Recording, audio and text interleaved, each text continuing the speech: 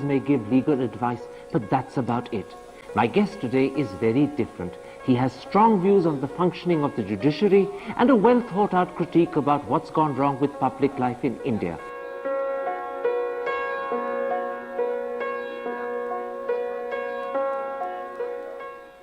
Long years back, a distinguished Chief Justice was asked, how do you choose your judges? He gave an answer which I think indicates the most appropriate yardstick. He said, I look for a good man. If in addition he knows some law, that is better.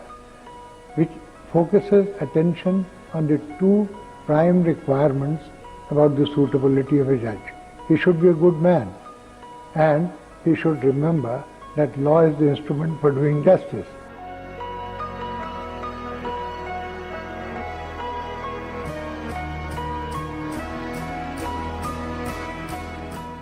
And I would like to integrate the thoughts of great men.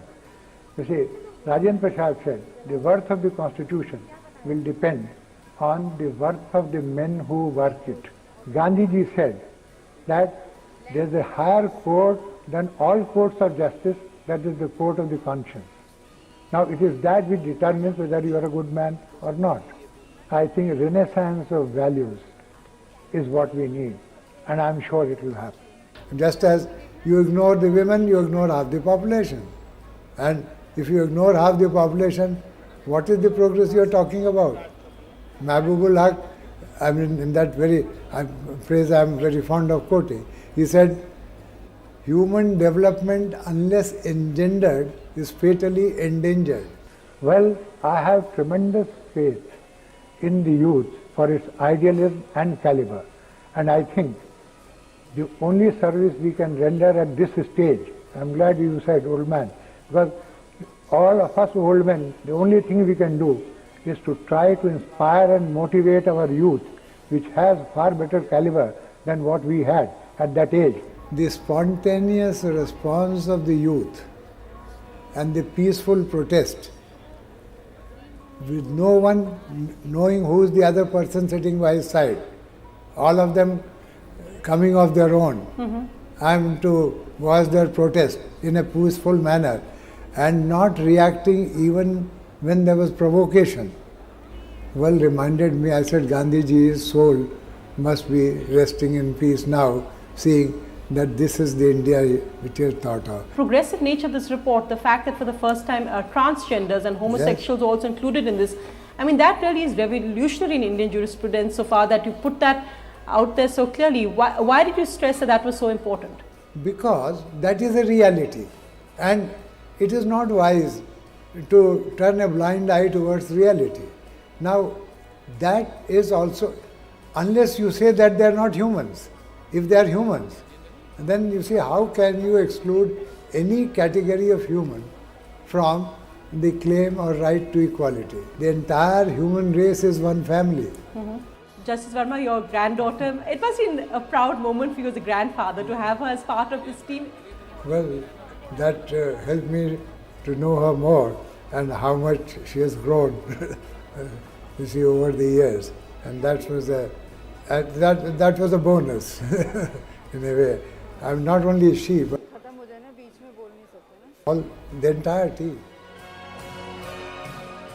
I mean, you are giving credit to us, but I want to give credit to those who appeared before us. You see, it was a very humbling experience to find that all the leaders of the women's group, that they were also persons who had been hit by lathis.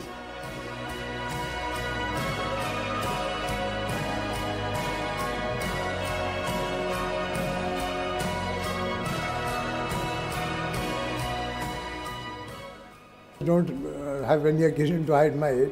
I was 80 in the middle of this exercise, and somehow, I mean, the people came to know, and those gracious ladies, and the concluding session when we rose, I mean, they mentioned it publicly. Whatever little typing I was required to do when I was not there at home, well, it's good to learn things. You typed with one finger, I hear, but your speed was not bad. So you were typing yourself? So what? That's what. So what is your take on the journalistic intellectual caliber actually? That is another question. What should be done? Well, I think everyone knows more than what I do. Sir, one more thing. I have a duty to speak, particularly when asked, but I keep talking very often, even without being asked.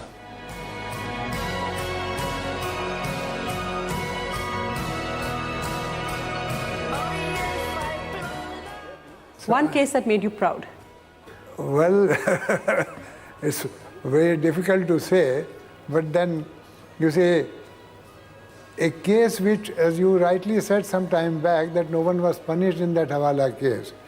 But then that is something which instilled fear in the minds of the people at the highest level, that they could not be, that you see, they could be caught for doing a wrong thing.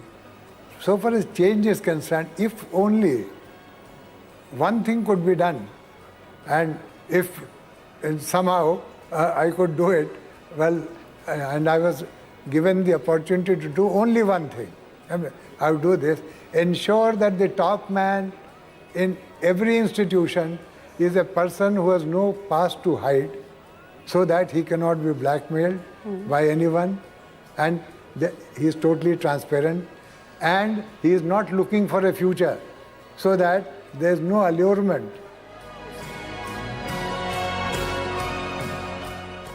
Just as small drops of rainwater unite to form the rain and give us the monsoon, we need the monsoon of purity, of national character. Let us have that, and everything will be all right. The judiciary, politics, economics, administration, everything. Greatest achievement for anyone in your life, if you are able to make the lives of the others better,